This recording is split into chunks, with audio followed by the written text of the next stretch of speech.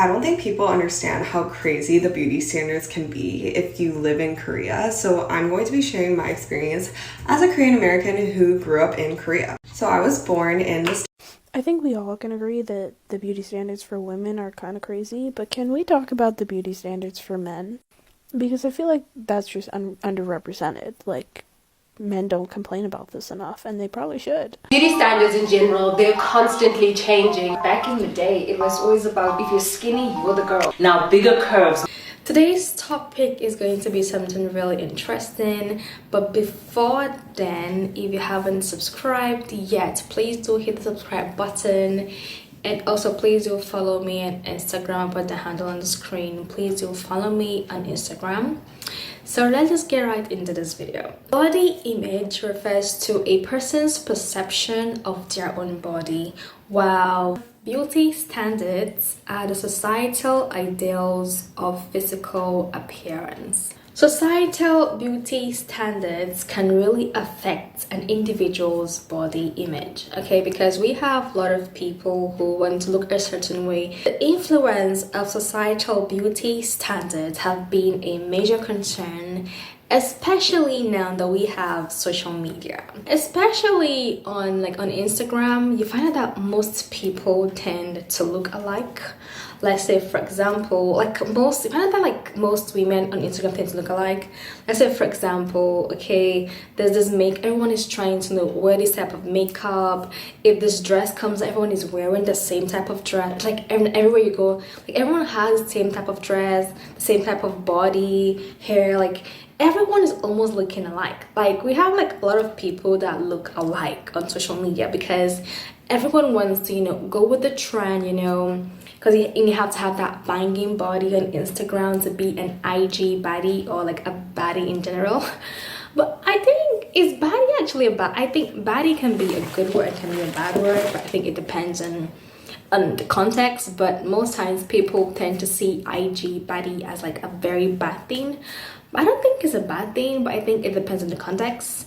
But then generally, if you say IG body, you have like the banging body, you're like the beauty standards of Instagram. Yeah, so everyone looking up to you for all the latest trends, hair, makeup, look, body. That's that mostly that. And most times we have this unrealistic beauty standard that is being portrayed on social media.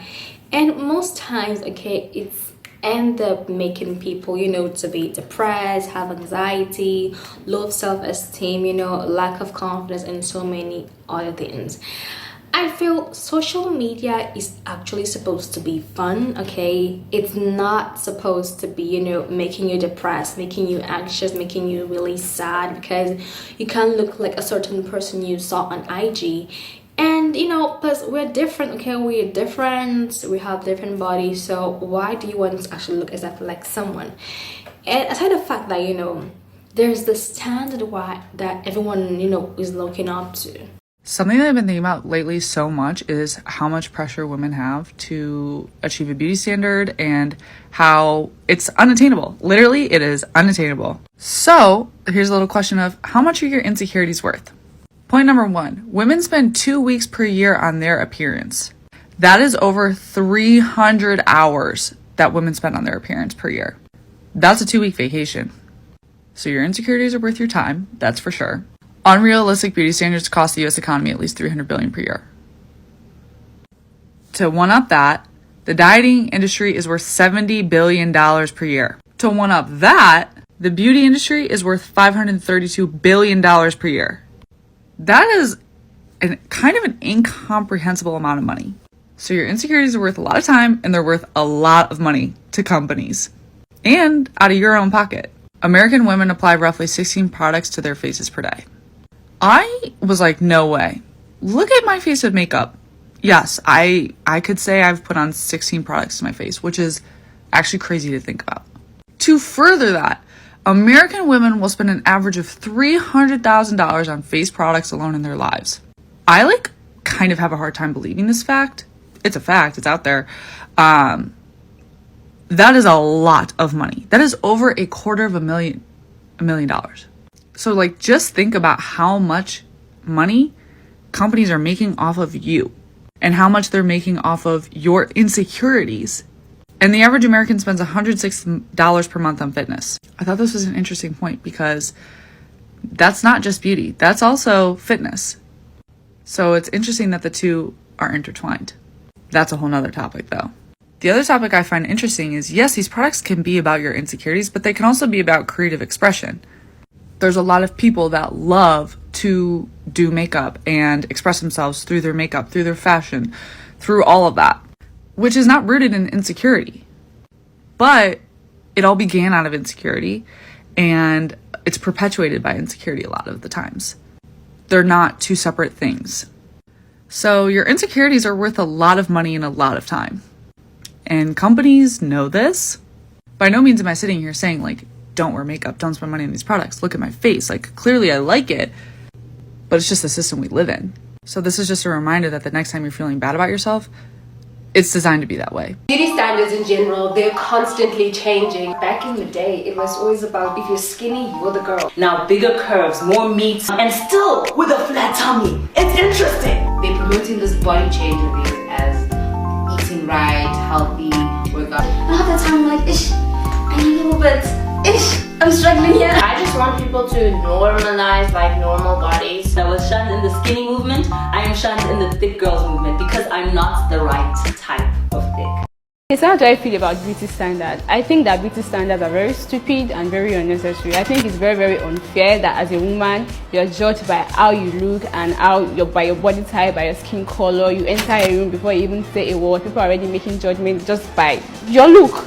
And which of the beauty standards do I eat? I eat everything. I can't say I ate this one more than the other because they're all actually very unnecessary and they're all very, very unfair because I hear my friends share experiences and I can't say that this one's experience is more than this one's experience. They're all just really, really unfair. I'll just focus on Instagram because I think that's where the main issue is. And I'll say, let's say for example, on Instagram, right? So let's say you are, as I said, it's supposed to be fun. So if you are, let's say, following certain people, you know, going to their page and, you know, because you see the kind of lifestyle they're living, okay, how they look, and most likely maybe you don't have the money to look like them and it's making you depressed, sad, anxious, I will just advise you to actually maybe unfollow them and stop looking at them, because if they're making you depressed and anxious, then I don't think it's serving its purpose. I don't really think the IG is serving its purpose. Instead, how about you actually follow people that you inspired to be, okay? Because I know, like, we have, let's say, people that we actually look at their page because, you know, we want to be like them. We admire, you know, how they look, how they dress, you know, how to do their makeup. And sometimes actually, you know, you're inspired and you want to be like them. So if it's not inspiring you, if it's not, you know, helping you in that way, I don't think you should be following or looking at your page. And I would say the thing about societal beauty standards, I think it affects both men and women. I wouldn't just say just women because I think men also go through that. Okay, like for men, they will say, oh, he has to be tall, he has to be 6 foot, he has to be dark, you know, handsome, you know, have abs and all of that. And not every guy can actually look like that. Like, how many guys do we have that actually 6 foot, you know? Like, how many guys are actually tall? So if they don't have the beauty standards, so, and sometimes, you know, it actually ends up, you know, showing in their career, their relationship and all of that. It actually affects them in the long run. I think we all can agree that the beauty standards for women are kind of crazy, but can we talk about the beauty standards for men? Because I feel like that's just underrepresented. Like, men don't complain about this enough, and they probably should. Studies show that women think that 80% of men are below average in attractiveness, which I mean statistically doesn't even make sense. And in addition to that, women are very particular about the men that they date because of the way that other people will perceive them if their man is not attractive, or if other women are not attracted to their man. Like, I remember being a kid, and it was such a big deal to other girls that other people also thought the people they thought were attractive. And you see it in the media, too. People that we wouldn't typically describe as attractive, people obsess over. Like, Timothée Chalamet, yes, he's hot, but, like, I didn't think he was that hot until everybody else thought he was like really hot, and then I was like, okay, maybe he's hot. And I don't even know why I'm making this video because I'm not a man, so this doesn't apply to me, but I just feel like they're underrepresented in this kind of beauty standard culture that we live in, because it does apply to them. It's just different, but it does apply to them. I just feel like there's a lot of one-sided content, like, oh, it's hard for women because women are expected to be beautiful all the time. Which yes, that is difficult. But men struggle with beauty standards too. Am I the only one who thinks that Gen Z male beauty standards are unhinged? Because from what I've seen, the standards are basically AI-generated fairy tale prints. That's where we're at. For one, you have to be incredibly thin while at the same time having muscular toned arms. 2, you have to be painfully Caucasian. 3, you need a poreless, childlike face that's dramatically smaller than the rest of your body. And then you need unreasonably thick, wig-like hair. And legs that are so long relative to the rest of your body that you look like a medical anomaly. I don't know who relates to this, or why this is the current standard. Like, unless you are a 16-year-old Eastern European child of supermodels, how are you supposed to achieve this? Why Korean men don't grow beards? 첫 번째, it's a beauty standard. In Korea, everyone wants to look young, not mature. Western culture, man wants to be muscular. That's the beauty, right? But in Korea, everyone wants to look young. That's the main reason. And second of all, Korean men cannot grow full beard, and they don't really look good enough. It's just a genetic thing, I think. Last, girls in Korea, they don't like guys to have a beard. They want baby face. That's the reason why Korean men don't grow beard. Now, when it even comes to modeling, I see now we're beginning to have people that are not slim. We're going to have, different plus sizes because they're trying to include all body size, because not everyone can be slim. Not everyone can be slim. So what about people that are not slim? So what do we say about those people? And the whole issue of body positivity, just came into place. Okay, this new movement, because they want people to actually accept who they are and how they look like. So in my research for this video, I found out that we actually have that beauty standards actually varies across different cultures. Find out that in Asia, okay, like countries like in China, Japan, Korea, they actually focus more on skincare, trying to have this flawless pale skin, glassy skin, while in Western cultures the ideal beauty standards is having a tanned, curvy body. It's gradually moving to a fuller, curvy body. And the thing is, beauty standards is actually influenced by culture, tradition, and history. I don't think people understand how crazy the beauty standards can be if you live in Korea. So I'm going to be sharing my experience as a Korean American who grew up in Korea. So I was born in the States and I moved to Korea when I was in middle school. In America, I was like pretty athletic and I loved playing soccer outside. So I was like really tan and had like big thighs, but they were like not even big. In Korea, it's like really common for people to comment about your weight. So every time I like showed up to a family function, my aunts and uncles would be like, "어머, 살 빠졌네," or like they would be like, "어머, 살쪘네." And obviously the way that they say it has really different connotations. And don't get me wrong, like I love my parents, but my mom is like literally an almond mom, so we had no snacks growing up in the house.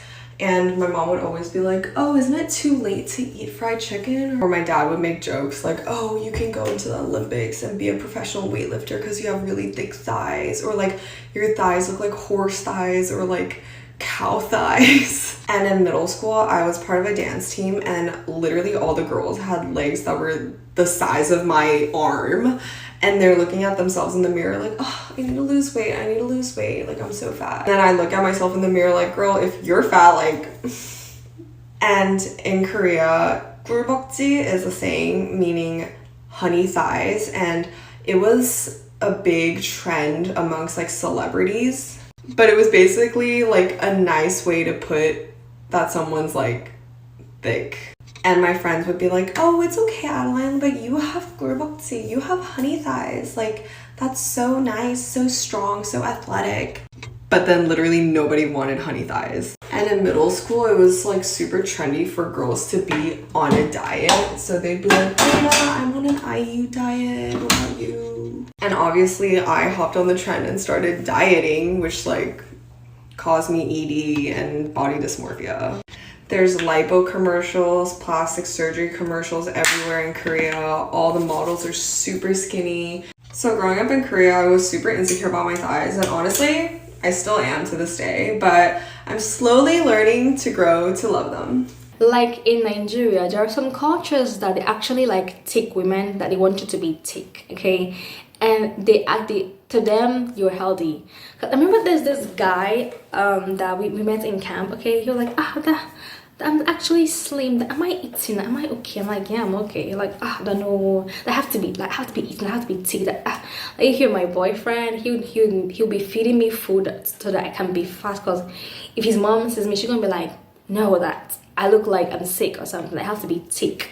So you see, to them, being thick is like the beauty stands for them to be like, yes, she's healthy, okay. And being slim is seen as you're sick. Like, you're sick, okay, like something is wrong with you, okay. You should not be looking slim. But I'm okay how I am. But to them it's like, no way, you have to be still thick women. And we have like a lot of people, you know, wanting to go into plastic surgery just because they want to look a certain way, okay. I'm not against, you know, going for plastic surgery. If you think that's what you want, you know, so you can feel more comfortable, then go for it. Whatever works for you, it's your choice, it's your body. Just do it.